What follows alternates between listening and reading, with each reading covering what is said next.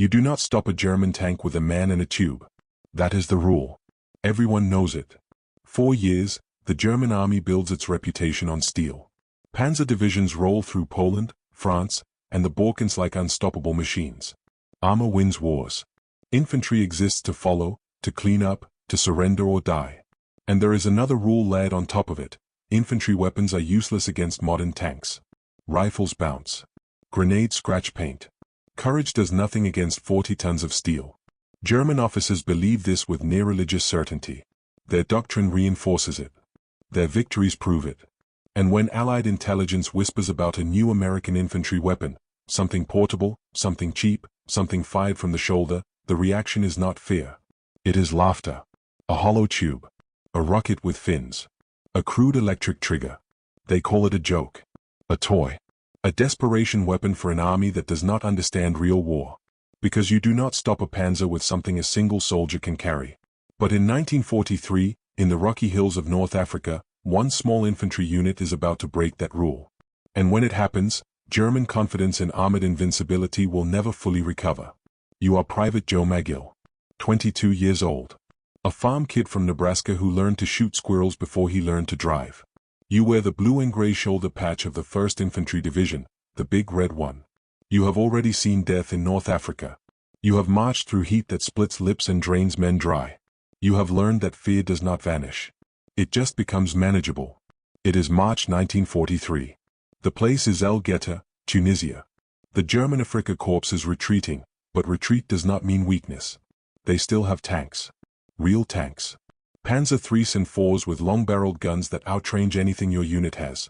Your job, on paper, is simple: hold a defensive line in a narrow valley. Delay the German advance. Buy time. But everyone knows what that really means. You are bait. 4 days, intelligence reports warn of an armored counterattack. German doctrine demands it. Tanks will punch through. Infantry will follow. And unless something changes, your line will collapse the moment the panzers arrive. That is when the officers hand you a new weapon. The M1 rocket launcher. The bazooka. It weighs about 13 pounds. It is 5 feet long.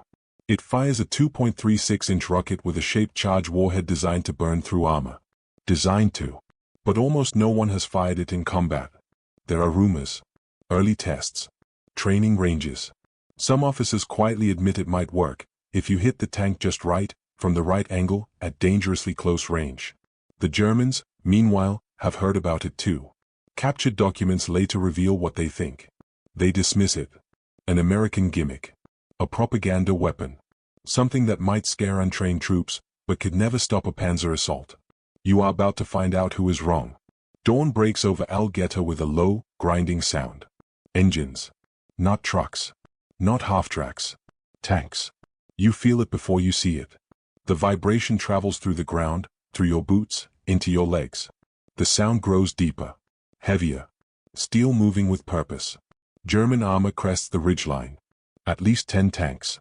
Maybe more behind them. They advance in formation, infantry riding on the backs, machine guns scanning the hills. This is a textbook assault. Confident. Controlled. Almost bored. Your heart rate spikes. The bazooka team moves. You and Corporal John Ruka slide into position behind a shallow rise. Training flashes through your mind, range under 150 yards. Best penetration from the side or rear. Aim low. Aim true. The problem is simple. To fire, you must let the tank get close. Too close. 150 yards. 100. 80. The lead panzer fires. The concussion slams your chest. Dirt sprays. A shell screams overhead and detonates behind you. The smell of cordite and dust fills your lungs. Ruka whispers, steady. 70 yards. You shoulder the launcher. The rear of the tube is open, dangerous backblast roaring behind you. Anyone standing there would be burned alive. The tank keeps coming. You see the Balkankreise on the hull. You see the tracks chewing rock. You see the commander scanning, unconcerned. 50 yards. This is madness. German doctrine says infantry cannot do this. German experience says they do not need to fear this. You squeeze the trigger. The rocket jumps. There is a flash. A scream. A second of nothing. Then the warhead strikes.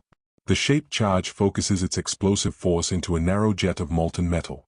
It punches through the Panzer's side armor like a blowtorch through butter. The tank erupts in flame. Smoke pours from the hatches.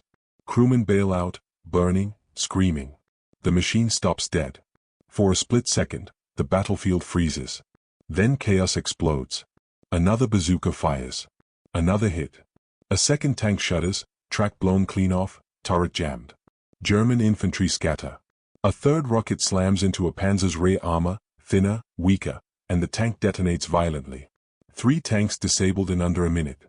The Germans did not expect this. They hesitate. That hesitation is fatal.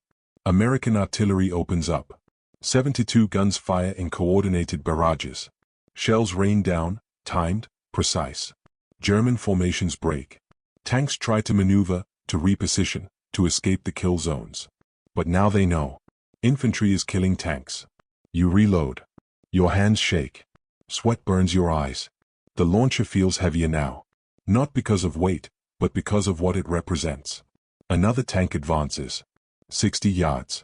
You fire again. The rocket hits. The armor blackens. The tank stops. German radio traffic later captures the panic. Crews report being attacked by rocket guns. They ask for guidance. They ask for protection. None exists. By the end of the day, over 30 German tanks lie destroyed or abandoned around Algeta. And for the first time in the war, German armored commanders admit something unthinkable. Their tanks are vulnerable. To infantry. At close range. With a joke weapon. If you find this kind of forgotten military history as fascinating as we do, we'd be honored if you'd hit that subscribe button. We believe these stories of courage, sacrifice, and ingenuity deserve to be told. And by subscribing, you help us ensure they aren't forgotten. The fighting continues. German tank crews adapt fast. They add skirts to their armor. They deploy infantry screens. They hunt bazooka teams specifically. But the spell is broken. You have seen it. Steel can bleed. What the Germans do not realize, at least not yet, is that Algeta is only the beginning. Reports spread fast. Allied infantry units request more bazookas. Training intensifies. Tactics evolve. Teams learn to ambush from rubble, hedgerows, forests, city streets. By Normandy in 1944, every American infantry company carries multiple bazookas. German commanders respond with fear.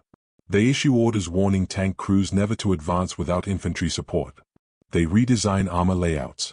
They divert resources to countermeasures. It is never enough.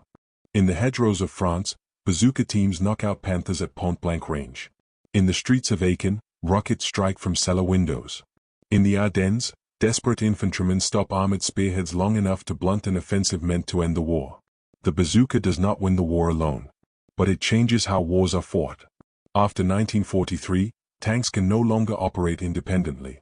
Infantry becomes the tank's shield, and its greatest threat. All because a weapon the enemy laughed at proved them wrong. Joe McGill survives the war. He goes home. He marries. He raises a family. Like so many others, he rarely talks about what happened in Tunisia. But the weapon he helped prove lives on. The bazooka becomes the ancestor of every modern shoulder-fired anti-tank weapon. From the RPG to the LAW to the Javelin, the idea is the same. One soldier. One shot. One moment that changes everything. To this day, armored commanders train with that lesson in mind. And it all traces back to a valley in North Africa, where a young private ignored the rule everyone believed, and pulled the trigger anyway. If this story moved you, please hit that like button. Every click tells the algorithm this piece of history is worth remembering. We're dedicated to rescuing these forgotten stories from the archives. If you want to join us on this mission, please subscribe and turn on notifications. Where are you watching from? Drop a comment with your city or state, and tell us if someone in your family served. Thank you for ensuring that Joe McGill and the men of the 1st Infantry Division do not disappear into silence. They deserve to be remembered.